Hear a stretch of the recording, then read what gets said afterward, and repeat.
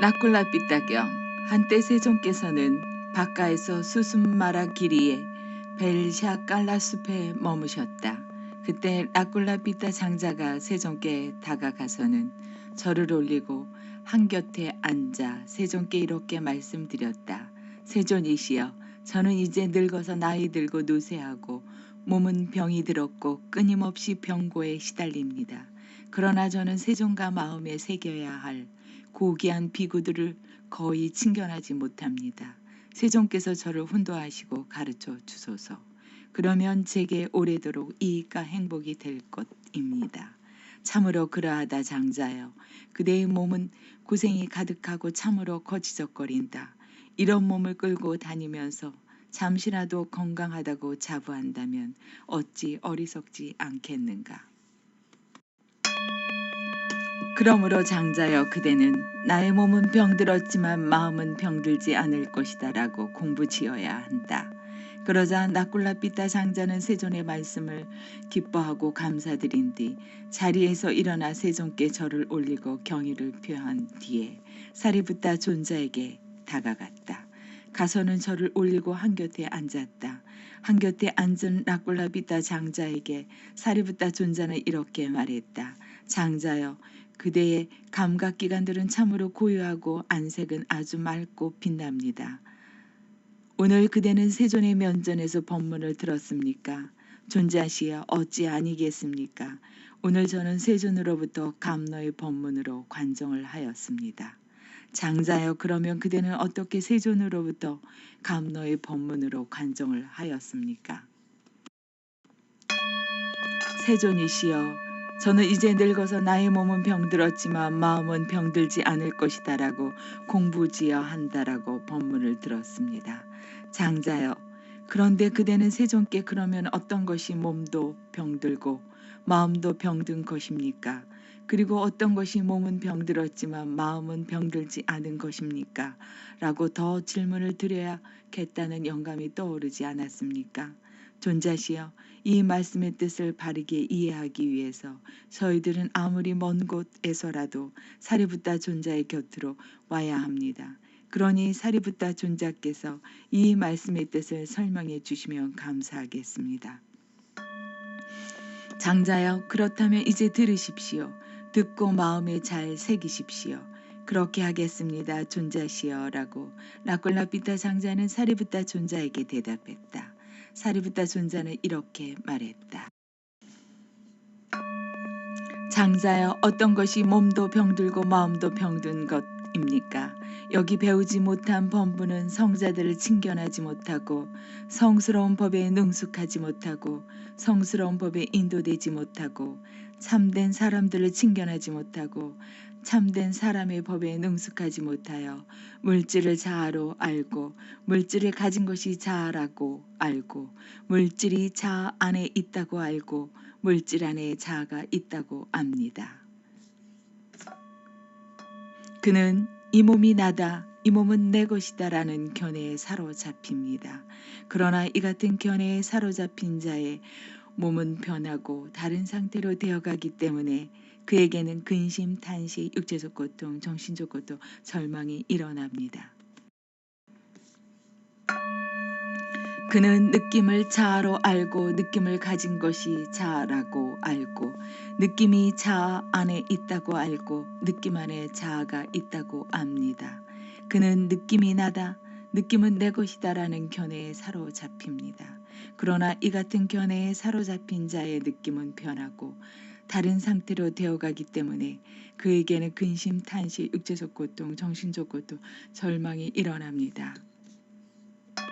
그는 인식을 자아로 알고 인식을 가진 것이 자아라고 알고 인식이 자아 안에 있다고 알고 인식 안에 자아가 있다고 압니다. 그는 인식이 나다, 인식은 내 것이다 라는 견해에 사로잡힙니다. 그러나 이 같은 견해에 사로잡힌 자의 인식은 변하고 다른 상태로 되어가기 때문에 그에게는 근심, 탄식, 육체적 고통, 정신적 고통, 절망이 일어납니다. 그는 심리 현상들을 자아로 알고 심리 현상들을 가진 것이 자아라고 알고 심리 현상들이 자아 안에 있다고 알고 심리 현상들 안에 자아가 있다고 압니다. 그는 심리 현상들이 나다, 심리 현상들은 내 것이다라는 견해에 사로잡힙니다. 그러나 이 같은 견해에 사로잡힌 자의 심리 현상들은 변하고 다른 상태로 되어가기 때문에 그에게는 근심, 탄식, 육체적 고통, 정신적 고통, 절망이 일어납니다. 그는 아르마리를 자아로 알고 아르마리를 가진 것이 자아라고 알고 아르마리가 자아 안에 있다고 알고 아르마리 안에 자아가 있다고 압니다. 그는 아르마리가 나다, 아르마리는 내 것이다라는 견해에 사로잡힙니다.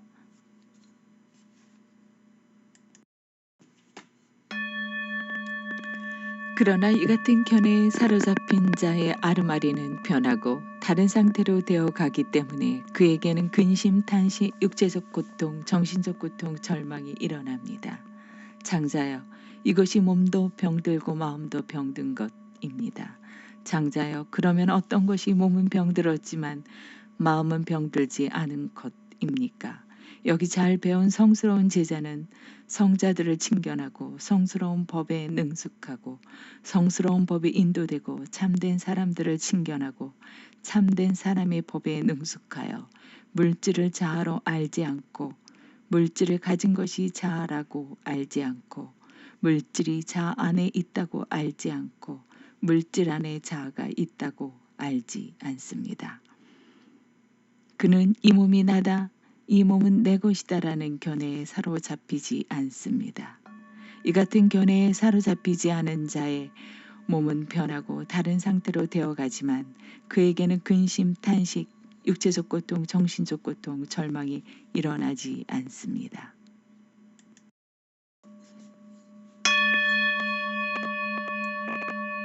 그는 느낌을 자아로 알지 않고 느낌을 가진 것이 자아라고 알지 않고 느낌이 자아 안에 있다고 알지 않고 느낌 안에 자아가 있다고 알지 않습니다. 그는 느낌이 나다, 느낌은 내 것이다라는 견해에 사로잡히지 않습니다.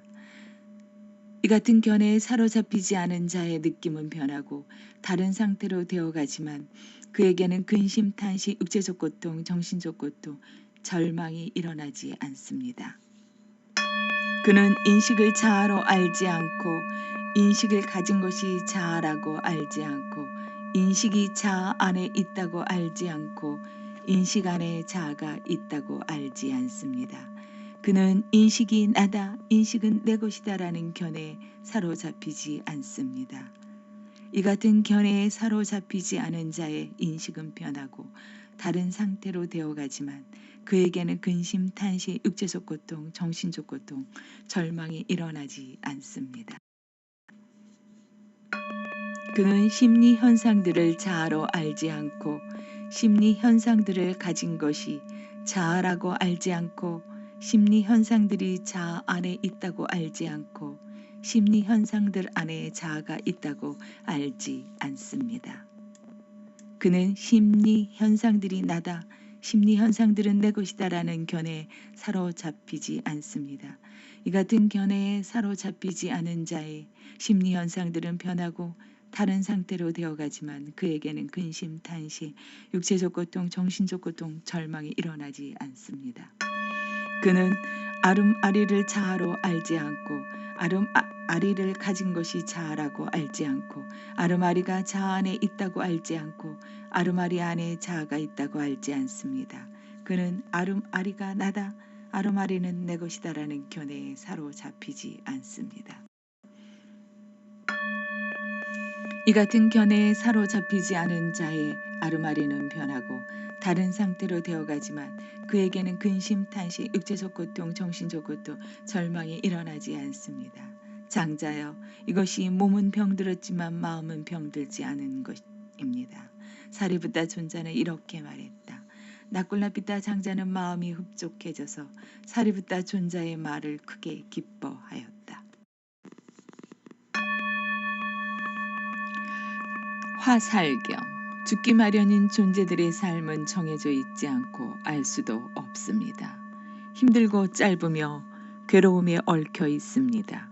태어난 존재가 죽지 않는 방법은 없습니다. 늙으면 죽음에 이르는 것, 이것이 존재의 자연스러운 속성입니다. 마치 과일이 익으면 떨어짐에 대한 두려움이 있는 것처럼 태어나서 죽기 마련인 존재들에게는 죽음에 대한 두려움이 있습니다. 마치 옹기장이가 빚은 질그릇이 결국에는 다 깨어지듯이 죽기 마련인 존재들의 삶도 그러합니다.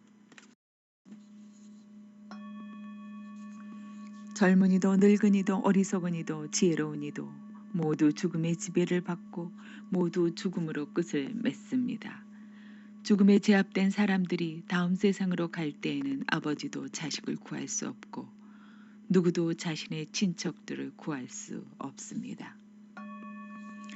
친척들이 지켜보며 통곡하고 있어도 죽기 마련인 존재들이 죽음으로 끌려가는 것을 보십시오. 마치 소가 도살장으로 끌려가는 것처럼 이렇게 세상 사람들은 늙음과 죽음으로 고통받습니다. 그러므로 지혜로운 이는 세상의 이치를 잘 알아 슬퍼하지 않습니다. 죽은 이가 어디로부터 왔고 어디로 갈 것인지 그대는 알지 못합니다. 삶의 양끝을 알지 못하면서 부질없이 비통해야 합니다. 슬피 울고 통곡하면서 어리석게 자신을 해치는 사람에게 조금이라도 이익이 있다면 지혜로운 이도 그렇게 했을 것입니다. 울고 슬퍼해서는 마음의 평안을 얻을 수 없습니다. 괴로움은 더욱 심해지고 몸만 해칠 뿐입니다.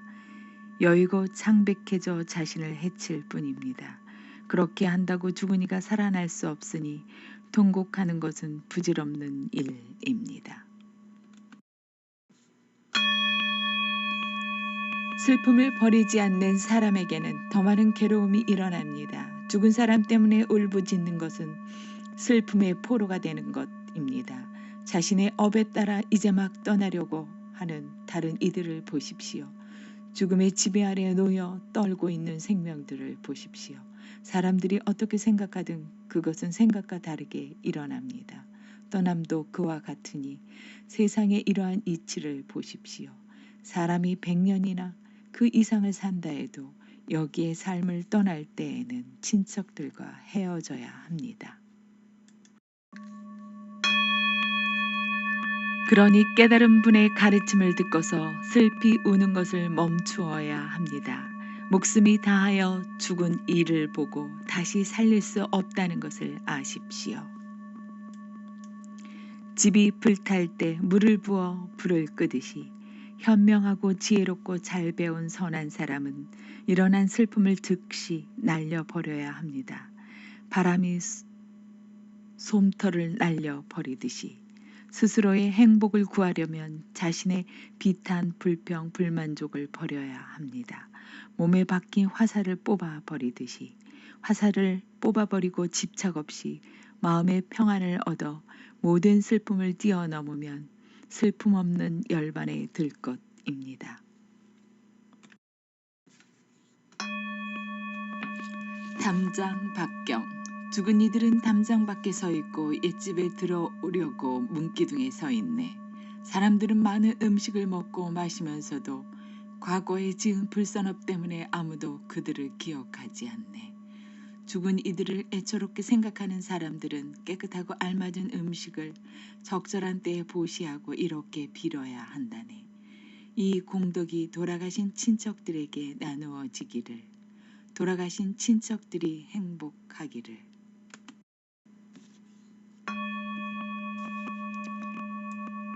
친척의 그늘에 모여든 죽은 친척들은 먹고 살 수 있게 해준 것에 감사하며 이렇게 축복을 보낸다. 그들 덕분에 이런 것을 얻었으니 그들이 오래 살기를, 우리에게 공양을 올린 그들에게 보답이 있기를.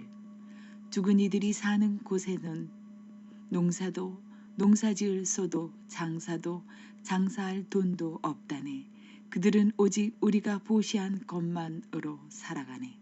마치 높은 곳에 내린 빗물이 아래로 흐르듯이 여기서 보시한 것이 죽은 이들에게 이익을 주네. 마치 강물이 바다로 흘러가듯이 여기서 우리가 주는 것으로 죽은 이들은 좋은 값을 받네. 그들은 나에게 재산을 물려주었고 베풀었고 도와주었네. 그들은 나의 가족이고 동료이고 친구였네. 과거에 죽은 이들이 우리에게 했던 일을 이렇게 떠올리며 죽은 이들을 위해 공양 올려야 하네. 울며 슬퍼하고 땅을 치고 통곡한다 해도 죽은 이들에게 아무 소용이 없네.